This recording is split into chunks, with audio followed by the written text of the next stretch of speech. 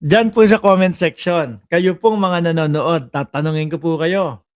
Ano po? Tatanungin ko po kayo. Ano po ang sagot ninyo doon sa itinatanong ni Rodante Marcoleta? Na kaya po ba nila akong ipakulong? Ako, ang isasagot ka diyan, kayang-kaya. Ano? Kayang-kaya. Eh bakit? Mismong sa bibig mo nanggaling lahat ng iaano sa'yo, eh, na panlaban sa'yo, eh, 'di ba? Kaya nga ho sabi nila, um, lowest rank daw po itong si Marcoleta sa pagiging abogado. Sabi ko naman, posible. Posi Maaari ho. Bakit ho mga kababayan? Bilang isang matalinong abogado, hindi ka magkakakambyo, eh. Ilang beses nang kumambyo ito. Ano po, bago ka maglabas ng salita, words o ng mga salaysay galing sa bunganga mo, iisipin mo munang maigi 'yun, 'no? Nang hindi ka napapaso. Ilang beses na ho napaso si Marcoleta, mga kababayan. Doon sa There Is No Such as West Philippine Sea, paso ang bunganga ni Marcoleta.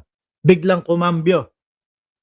Ibig ko lang naman po sabihin do'n, eh, yung pangalan, hindi pa po nakatala sa international. 'Yun daw ho, 'no? Pangalawa, yung pagsuko sa Kalayaan Island Group. Yung i-give up natin yung Kalayaan Island Group.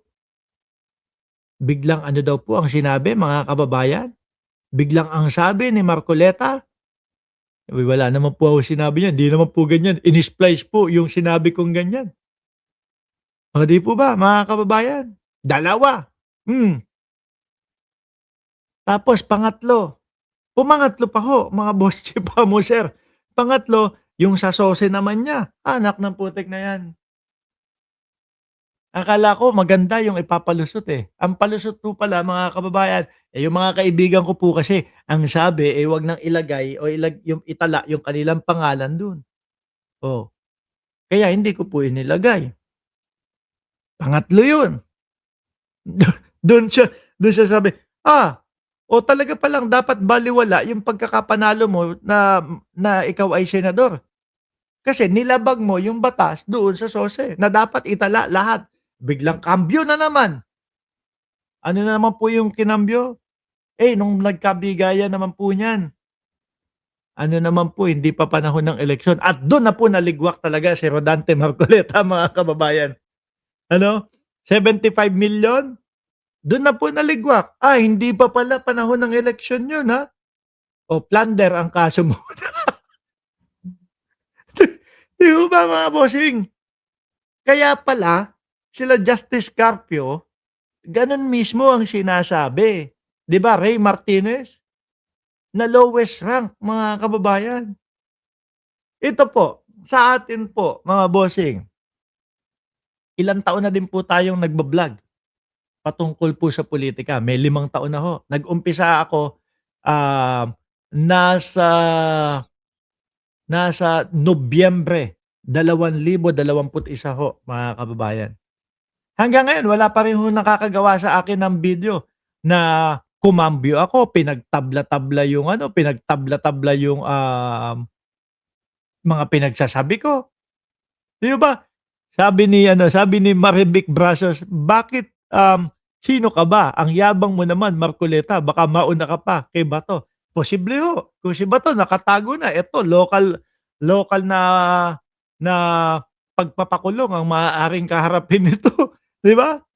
At plunder ho mga bossing, naku, eh, kung di ako nagkakamali, pinakamalaking, ano niyan, pinakamalaking kulong niya, pinakamataas na taon ng kulong niyan 40.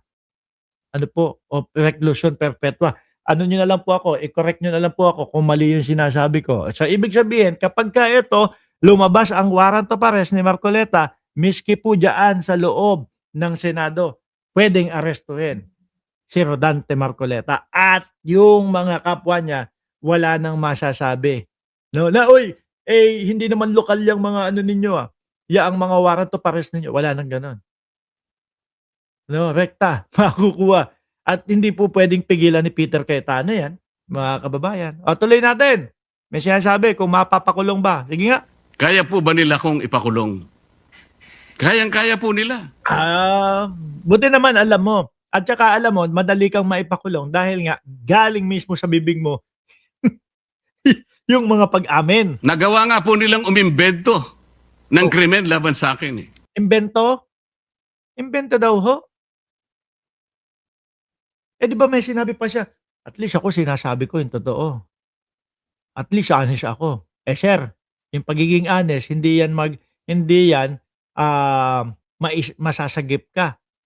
Mas naglubog yung pagiging honest mo sa iyo. No, hindi pwede, naging honest naman ako ba't kukulong niyo pa ako? Hindi pwede hong ganun, sir. 'Di ba? Imbento, totoo ba 'yon? Yung sinasabi ni Marcoleta na imbento lang po yung kaso sa kanya. Ayan, ipinaliwanag ko na po simula umpisa. Ano? Imbento pa din ho ba 'yun? Mga kababayan, nagalit na first time kong nakita si Madam Crisoso na napamura o julol mismo sa bibig mo nang galing.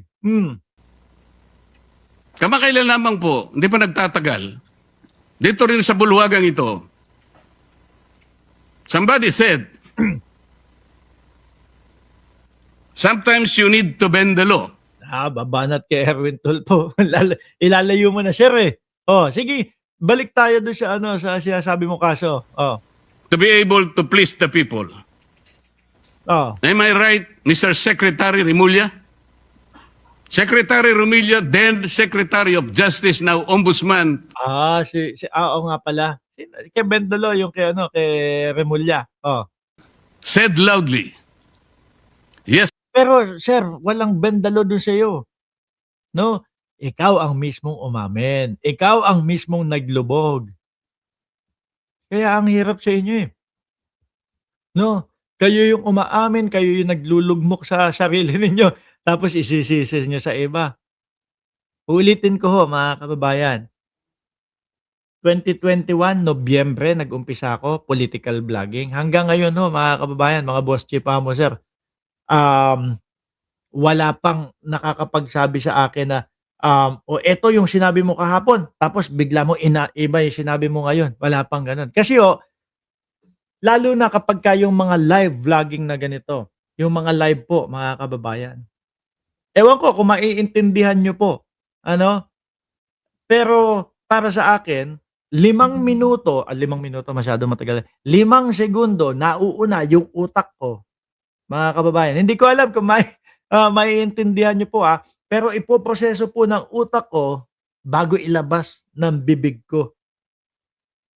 Kaya yung mga words na pwedeng makasuhan ako, maihabla ako, hindi lumalabas. Kasi ipinaproseso muna, bago ko sabihin. Mga kababayan, hindi ko lang alam kung sila rekta na dun sa bunganga nila. Wala nang sala-sala sa utak. Rekta na, sige, there is no such as West Philippine Sea. Sandali. Nung narinig ng tao, sandali mali yata yun Tapos yung mga pag-amin, di ba? Kasi kung dadaan yan sa utak mo, pag-iisipan mo muna bago ilabas sa bibig mo, mapipigilan mo yan. Sandali lang. Delikado ako dito sa ilalabas ng bunganga ko Wait lang. No? Ganun. Sila parang wala pong pansala, mga kababayan. Sir. So pwede na nang baluktutin lahat, kagaya ng pambabaluktot na ginawa nila. Pero binabaluktot na nga daw, sabi ni Joel Q.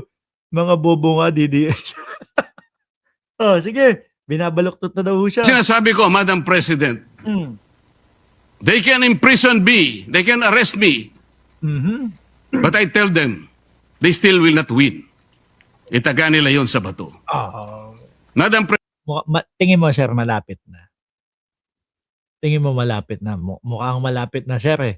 Ano po? Ang dami nyo dyan. President, before ending, sabi ni Dutdut Pintura, saan ba nahuhuli ang isda? Di ba sa bibig? Ganyan ang mga DDS. let me share the declarations of our Lord God.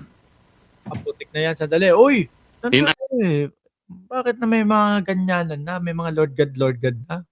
Alan Peter Cayetano ka na din ba? Isaiah 54:17. Aktay. Diyos ko po. Nagbasa na ng Biblia ho, mga kababayan. Oh, sige, tuloy, game. For God so loved the world. Yung ba sasabihin mo? He gave us His only Son. Jesus Christ, our Savior. Oh, hindi ko na alam yung kasunod. No weapon forged against you will prevail. Ay, nako, nag-Biblia na si Sir. You will refute every tongue that accuses you. This is the heritage of the servant of the Lord. Hmm. This is the Oh, servant ka ng Lord. vindication from me. Maraming salamat po. Nagbasa na lang ho, mga kababayan.